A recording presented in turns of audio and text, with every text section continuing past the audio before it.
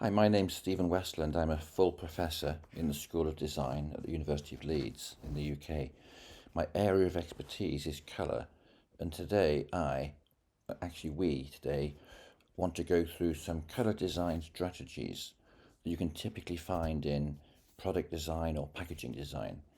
And what I hope is that you might find these ideas interesting. They might make you look at products or packaging in a different way. At the very least, you might find that when you're walking around Tesco or wherever you go, doing your weekly shop, it'll make it less boring because you'll have a new way to think about all the colour packaging around you. So the first strategy I want to talk about we call original substance colour. The idea here is that the colour of the packaging is a literal representation of the thing that is being sold. So in this case, the use of orange colour here on these cartons of orange juice is the most natural thing in the world, and colour evokes an effective response, of course. It's a literal marker for the orange juice here.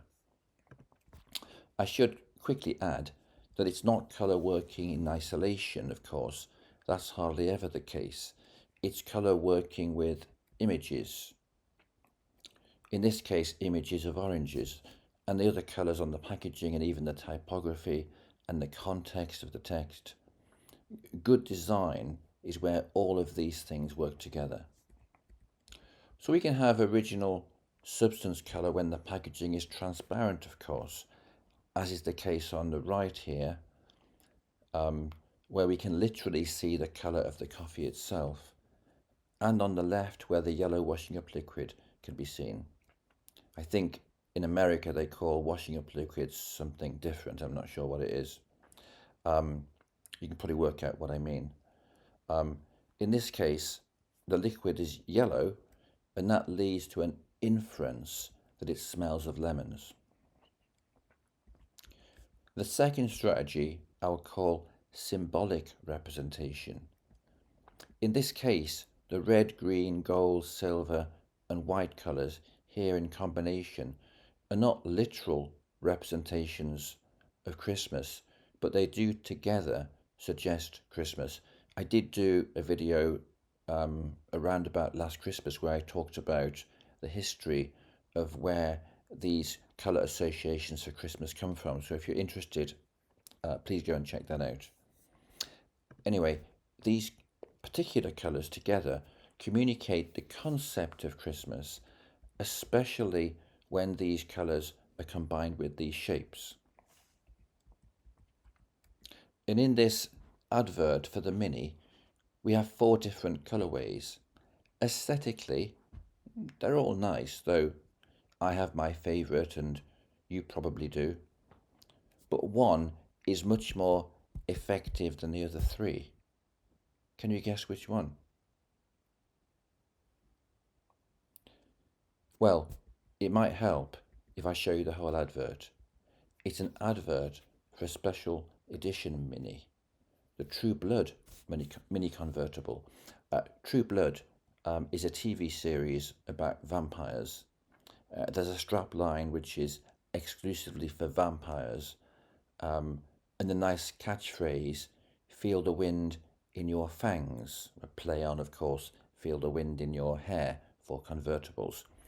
So here the combination of black, white and red reminds us of vampires. The white reminds us of the teeth or fangs. The red is symbolic of blood. And even the typeface for feel the wind in your fangs, it's a bit jagged, reminding me of teeth again and fangs. So again you have colour, imagery, typeface and text, content all working together beautifully.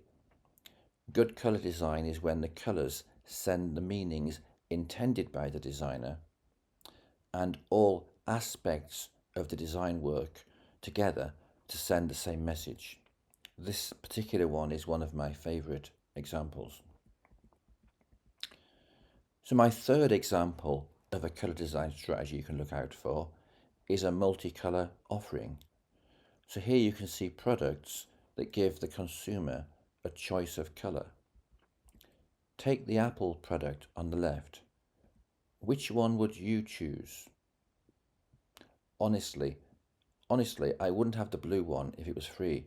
It's absolutely horrible, in my opinion. I wouldn't think twice about it. For me, I would go straight for the pink one. We did some research about this topic at Leeds, and Lou and Yu, who obtained her PhD in this area with me, she and I had this idea that people would prefer to choose their favourite colour, but only if there was no other functional or social associations. What do we mean by that? Well, I would choose a red or a pink toothbrush because hardly anyone else will see it.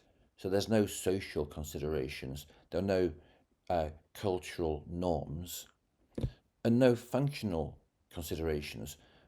Nobody would reasonably expect the blue toothbrush to work better than the red one. But that's not true here with this product category. With this mouthwash, we might reasonably expect it to have a particular taste depending on the colour, or we might expect one colour mouthwash to be stronger in terms of efficacy or taste than another. So in this case, we wouldn't want to choose our favourite colour here, and the multicolour offering is not appropriate. Similarly, for a wedding dress, there are cultural norms or expectations, so having a multicolour offering doesn't make much sense here. On the other hand, I did a project with an undergraduate fashion student at Leeds where we showed that for something like a beanie hat, where there are no cultural norms or expectations, unless you're at a football match perhaps, so that for a product like this, it does make sense to offer the consumer choice of colour. So Lewin and I wrote a paper about this whole concept, and I'll link to it in the description for those people who want to go a little bit deeper.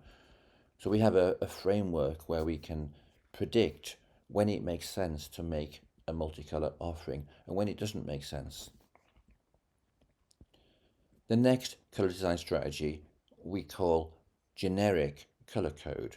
This is where there's a convention where a particular product category is represented by a colour. One of the best examples is milk. We have blue, which is full fat, green, skimmed, and red, low fat. So this colour code is so established in the UK that people will say to their friends, "Can you get me some milk from the shops?" "Okay, which one?" "Oh, the blue one." No need to say full fat or semi-skimmed. You can literally just talk about blue milk and green milk. And everyone knows that blue, for example, is full fat. In the UK, it's not true in other countries, and it would really help me if you're watching this in another country and you have a different generic code. I think it's different in Finland. I think it's different in Russia, maybe even the States. Please do just put something in the comment if your country has a different colour code, and tell me which country it is, of course. Sometimes the success of one brand can dominate a particular product category. And one good example here is the success of Coca-Cola, which is the established leader in this category.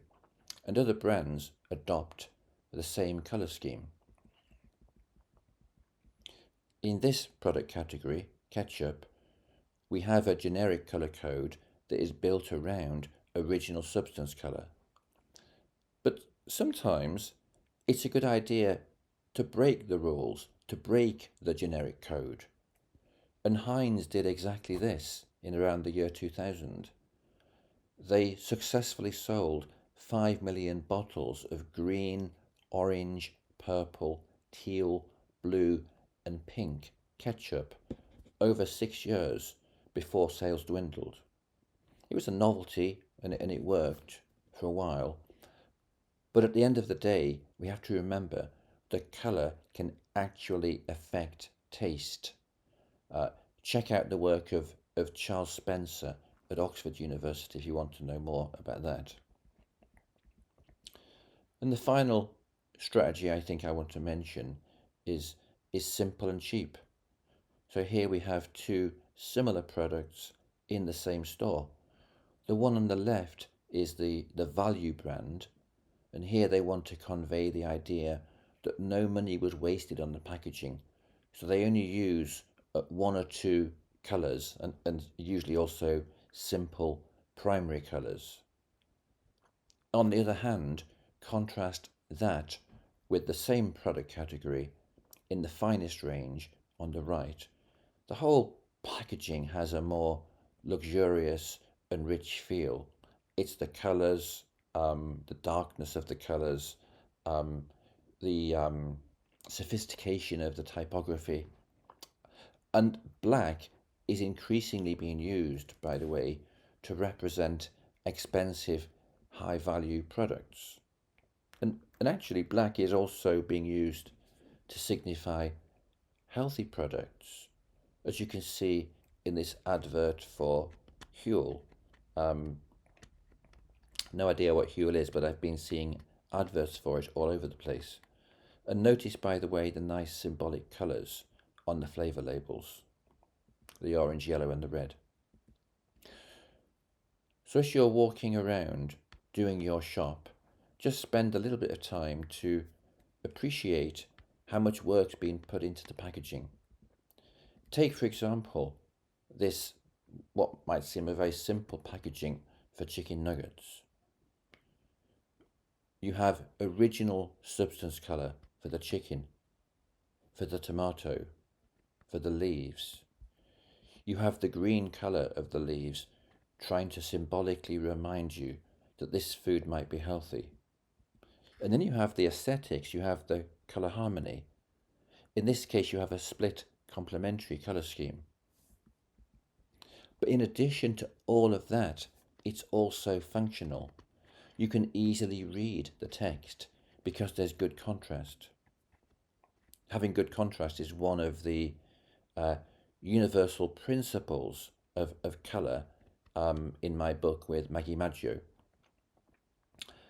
And I'm always impressed how packaging designers in particular, they always get it right in black and white.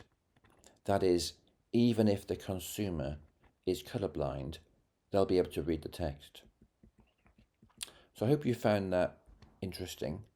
Do click a like or even subscribe.